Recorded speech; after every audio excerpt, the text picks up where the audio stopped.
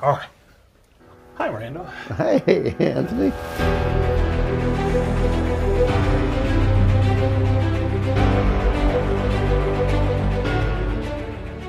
Working in LA, that presents its own challenges with, and everywhere has their challenges, but in the South where we have churches on every corner, and there's a different sensibility perhaps, but you're raising your children in a place that is challenging for that. It's the most rewarding parts are the most challenging parts. That is to say, if your children differ from you, you say to yourself, do I need to argue them into something? And I have 3 sons, and they're all about as stubborn as you could possibly be, which is a family trait, and I love it, and I would not have them be otherwise than to. There's no value in someone who will tell you what they think you want to hear. Right. You need somebody to tell you what is true. And what might be true is, I don't see it the way you see it. I am all in as a Christian. I want them to know God in the way God reveals himself to them. I had thought Charles Dickens was boring when I was in high school and first read him, and then I thought he was the greatest writer who ever lived when I read him again when I was 30, and he brought up that Dante was a great writer who shouldn't be read until you're about 35 because you couldn't really appreciate it. Right. And I really do see the journey of faith in that way.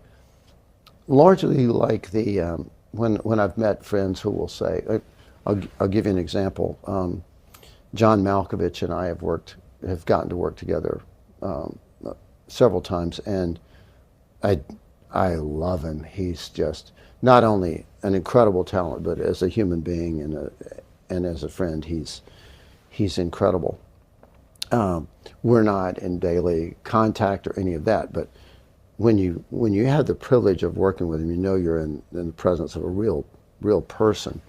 And John might refer to himself at times, probably does, more often than not, as an atheist, and yet he can quote the Bible to you fully, and he has submerged himself in it. He knows what it says. And I will say that Jesus told the parable of a man who had 2 sons and says, go work in my field. And one says, I will, and he doesn't. And one says, I won't, and he does. So there are Christians, people who call themselves Christians, who don't follow Jesus. There are people who would call themselves atheists or would be honest about, I have my doubts. Yeah. And everything in their life is consistent with following Jesus. And I'll go, I don't think God is upset with the labels we give ourselves. Well, I think the way we carry ourselves, we've shared some meals, and you were telling stories about Malkovich. So your first picture to direct, The Man in the Iron Mask. Yes. Okay. Not nervous at all. You've kind of been, it wasn't even something you were really asking for, really, and kind of had this opportunity to direct your script. This is following on the best picture of Braveheart and everything. And here's Malkovich. Tell our audience about his preparedness and some things about, as an example of how to be an actor, how to be a person that you experienced with John. There was a stunning thing about him for me. I mean, yes, I'm a first-time director, and he was already a legend, and he spoke to me as a peer, and that didn't mean that he didn't ask questions or have suggestions or speak openly about any misgivings he might have about the story, but he treated me as someone he respected and could have a great conversation with. I found this amazing. And I'm sitting there thinking, I have to pinch myself. I'm having a conversation with John Malkovich about him starring in a movie that I plan to direct. He demonstrated all of his values in action. So you're always wrestling as a director. You want to get the scenes right, but you've got the problem that if you don't work in an efficient way, you don't get to shoot the scenes at all because you run out of money, and then you've got to drop things that you thought were critical and or thought were going to be beautiful and magical. So if you run out of time and money, you don't get to do these things.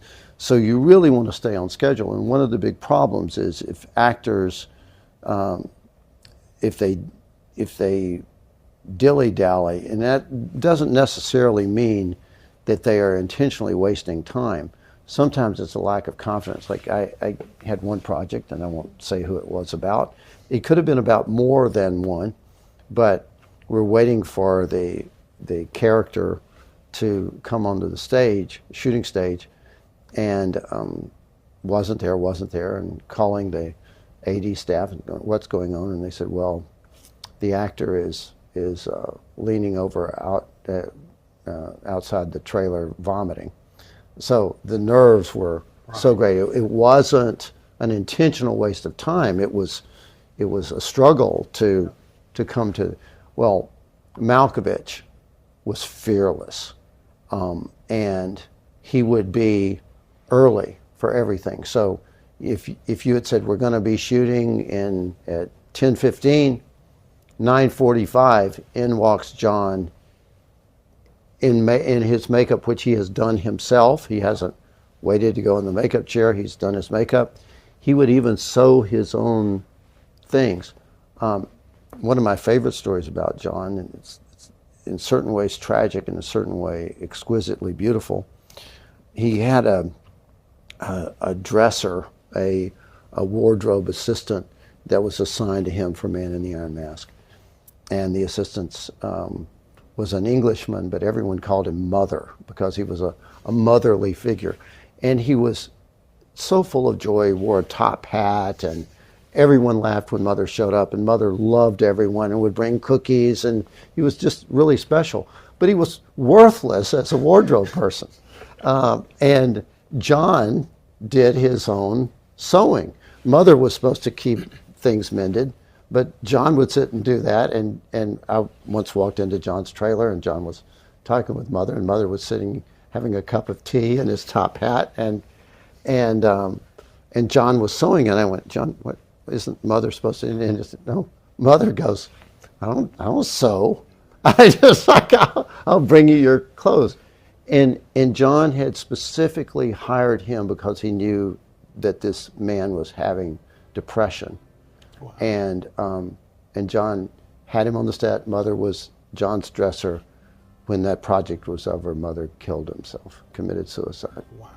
It's like he had a moment of joy, and John had tried to save him, hadn't been able to, but that was his heart. And that kind of, that you can be the best there is, you can be professional to everybody, you can speak with respect to everybody, but that doesn't mean you don't tell someone when they're out of line, and you can go out of your way to help somebody that no one else is willing to help. That's John Malkovich, and that to me is one of the people that I could look at and say, I want my career to be like his. I want people to be able to say that Randall looked after people the way John did. And if they do, it's not because I taught it to myself. It was because I had people who would show me the way. Well, and you tend to work with actors repeatedly, Margot Martindale, and you've used her repeatedly, although your sons said that she grabbed you by the collar and said she needs to be in every film that you do, which is quite a compliment. But Malkovich and Greg Kinnear, Mel Gibson, just working with different actors over and over, I think that says a lot about you. I think it says a lot about them for you choosing to work with them again. You just connect with certain people, and there's a trust there. Yeah, it's strange when you rattle those off. That's exactly right. I love every one of them, and I love some actors I've only gotten to work with once as well. There's a critical experience of making a movie together. It's a profoundly personal journey, and incredibly intense and joyful. And I hope I'm not being superficial or grandiose to say that it reminds me of the experiences that I hear friends who are in elite military units talk about, the bond that they have when they have been in the worst conceivable places with their brothers and in some cases sisters, and they come out of there and those are the only people they trust anymore, because they know in the most extreme things who you can count on and who you can't count on. And it's been really rare that I've ever worked with someone that I felt, well, our life's too short to do that again. Generally you have the experience of going, I would jump at the chance to work with them again on anything.